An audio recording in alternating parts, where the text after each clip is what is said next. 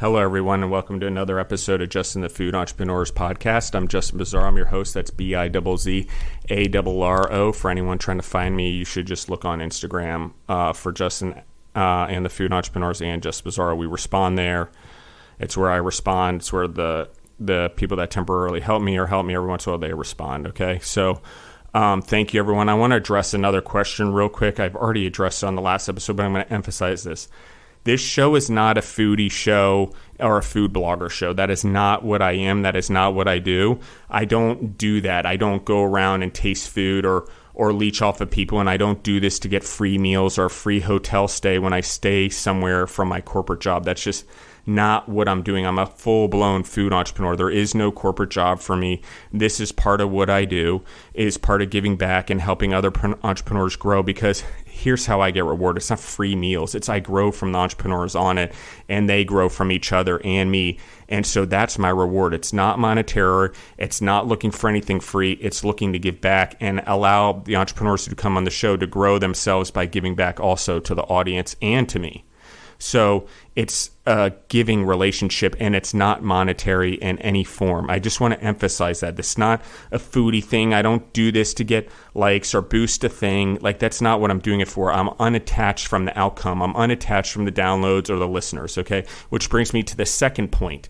I can't believe I have to explain this to everyone, but shame on America especially, and shame on anyone who helped you study for statistical or stat tests or whatever they're called, like the GREs and the SATs, whatever, I forget the name, but however they do it, scholastical analysis testing or whatever it is. And so here's why. Because if a person's in a car and you have a radio on and there's 4 people in a car, how many listeners do you have?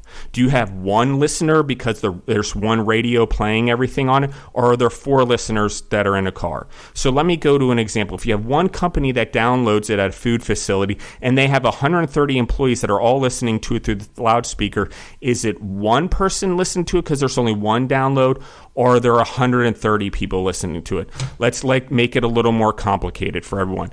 You're a person that was just on the show, Sam, and you're Roll 'em Up Taquitos. You have 25 franchises. Each franchise has 10 locations or 10 employees in it. Okay, so you have 25 downloads, but you have 10 listeners in each download. That's 250 listeners.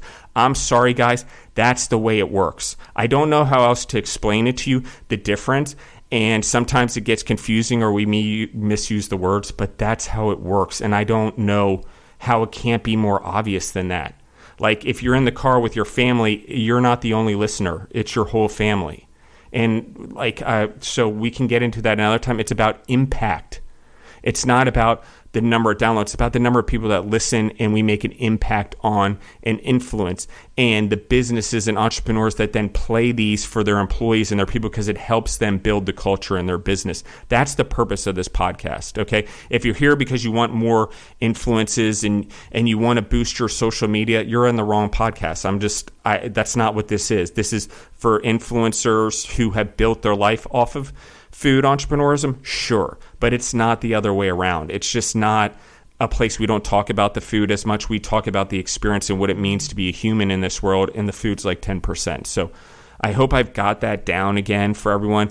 And from the point of being an entrepreneur, of course I build everything myself. I don't want to pay someone else to do it. I don't want to be on someone else's schedule. So yes, will I leapfrog off of someone, but eventually I figure out how to do it myself and then build a company around it. So this podcast is 4 years old. We have been doing this for 4 years. There's been ups and downs and things we've tried and things we failed, but it's always been an experiment or an experience, however you want to look at it, from an entrepreneurial standpoint, because I didn't have a clue what I was doing 4 years ago.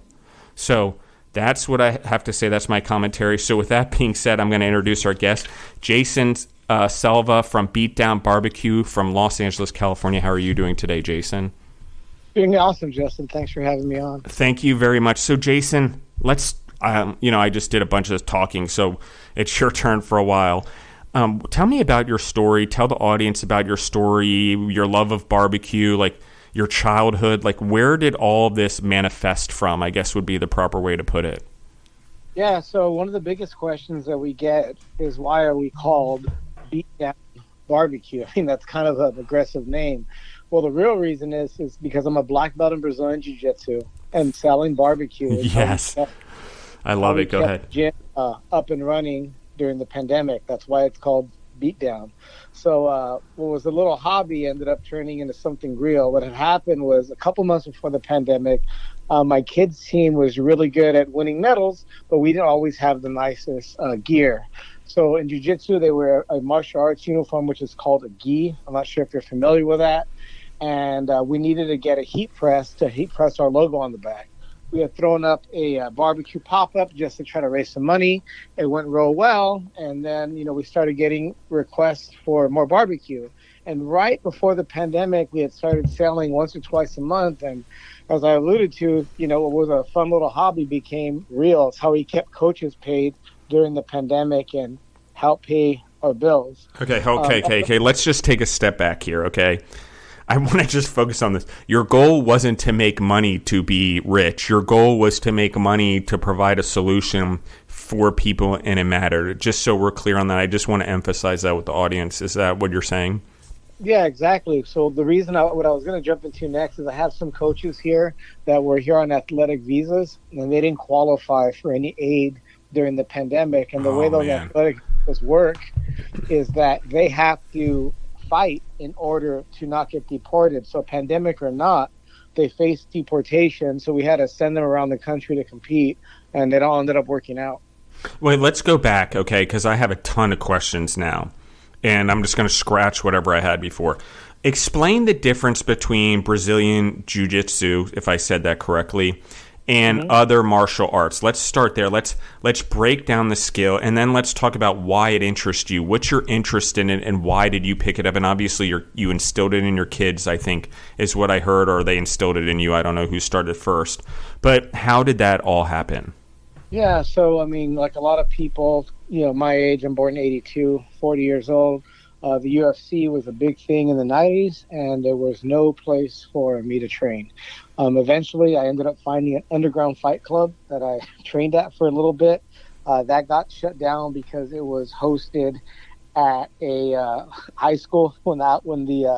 At a high school after hours, there were some real big fighters that showed up over there. Tito Ortiz was in there training, and I found a Brazilian Jiu-Jitsu school. And my intention was always to do MMA, and I was going to train Jiu-Jitsu for a little while. 22 years later, here I am. So earlier, you asked about what the difference is between Brazilian Jiu-Jitsu and some other martial arts. So I started off mentioning the UFC because that's where Brazilian Jiu-Jitsu got a forefront. It is the grappling portion of cage fighting or MMA fighting that focuses on control and using submissions to end the fight. It literally translates to the name the gentle art because you can apply as much force as you need to or as little force as you need to. And for me, I tell my students, it's something that we always evolve in, and it's been a never-ending video game for me. 22 years later, I'm still competing, still tweaking my game, and having a lot of fun with it. See, this is the craziest thing about this podcast right now. I can't get over it just because I know I'm like a super A performer. Like, there's no doubt that I out-hustle everyone, and I'm probably one of the top hustlers in the podcast game, and everyone's going to see it as I keep releasing an episode a day because I'm going to do it. That's how I'm going to show everyone the discipline of entrepreneurism. And as I'm taking on a new entrepreneur life and really focusing, I'm going to show what discipline is and what commitment is, but you're doing it through this art, okay? And this is what I want to focus on. For me, I found CrossFit later and things like that disciplined me and gave me composure, and I already had soccer, but it is what you're talking about. It's the ability to have composure in a situation or be aggressive in a situation with you need to and have the confidence to know that you're going to win or that you can dominate. And so I love this about Brazilian Jiu-Jitsu. I also love that it is so popular because of this, okay? And I love the translation that it has to entrepreneurism. So 22 years later, you're a high-functioning individual, right? Like, it's like you train hard, you live a life by ideals, your family has ideals. So how do you live your gym life by ideals. So how do you then come up with an idea to do barbecue? I know you just did a pop-up, but it's not like, I mean, they're kind of hard to do. People just don't throw together, but maybe you did. I don't know. This is where I'm like, sometimes God opens up doors for people when they're not looking because they can't do it for themselves, and all of a sudden a door opens for them, and then that's their path. And that's never happened to me. I've always had to really look for them and what God's giving me because I can be stubborn. But tell me about this. Like, I'm so fascinated. Like, one, I get the translation and the discipline, but two, like, you've fully made the leap now. Yeah, definitely. So you asked where it came from. I mean, it comes from that martial arts, mindset. We don't give up. And when S hit the fan, we were people, and, I had to be a leader. I had to be a wartime leader, not just for my family, but for my students and my community and everybody around me. We got into this. We got the entire gym as a family, and we were going to succeed as a family, or we were going to go down as a family. So failure never really was an option. And I remember having a little bit of a breakdown because I didn't want to try to sell barbecue that much to keep the gym going. It was a little frustrating, but it took off. You mentioned God, watching over us. He really opened up a path for me. And I remember when I invested into my bigger smoker, my wife was asking me, "What are you doing? This thing's expensive." And I told her I had the same gut feeling I did when I opened up my gym. And, God's been great to us. We got named like top 11 of the LA Times. We're now selling barbecue at the Coliseum. We have our line of rubs, and sauces. And it's been great. So that's exactly how it happened. Like, we weren't about to quit. And that's just like when you get ready for a tournament or a competition, failure is not really an option.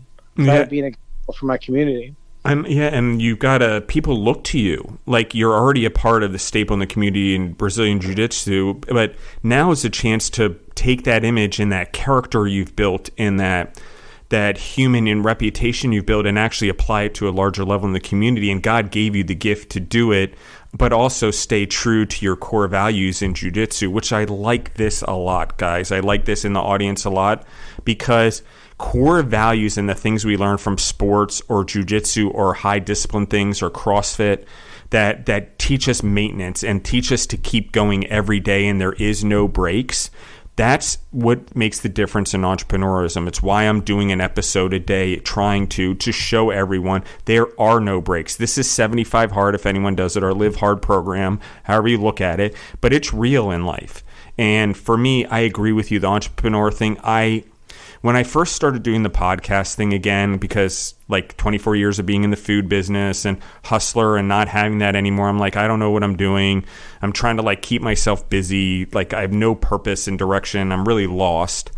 And so I'm like, okay, I'll do the podcast thing. But I remember that feeling, like I had tears. I'm like, oh my God, is this really what I'm going to do the rest of my life?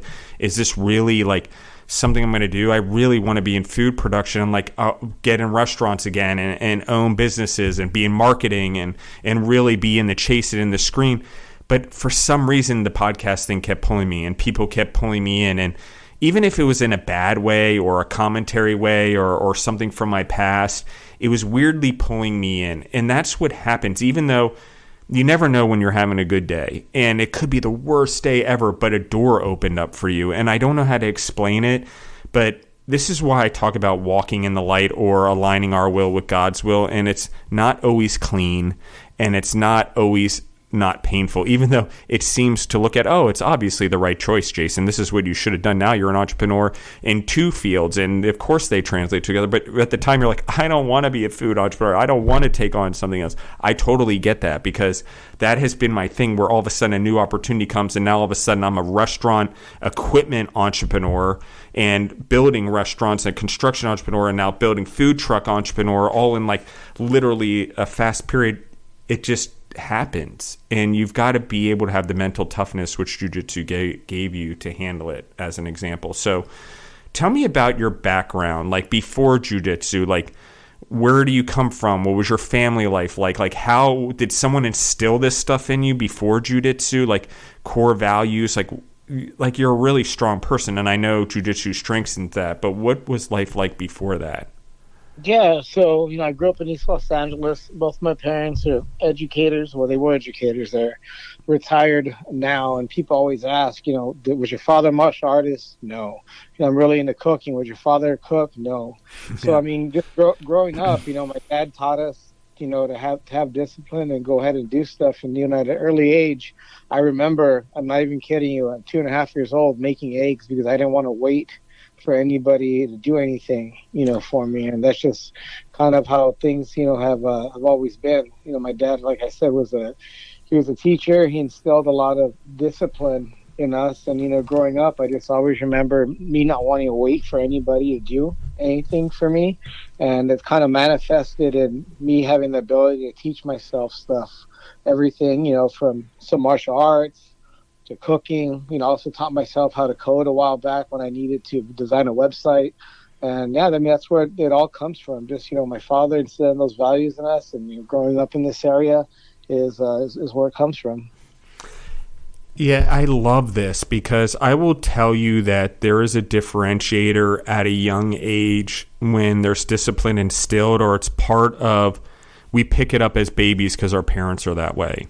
And it's very important that as we become parents ourselves, or anyone in this podcast or entrepreneurs, that we instill this same thing. And it's through our actions. It's not our words. We love do what I say, not as I do as parents, especially in America right now. It's a huge thing going on. But your kids are eventually going to know, like, oh, dad, oh, mom, why are you telling me to chase my dream when you didn't? And so that's the type of thing that our children are getting wiser, especially with social media and phones at their fingertips. So they know how to ask questions, particularly hard ones, better than we ever did. And they know how to be direct in a way that we never were taught.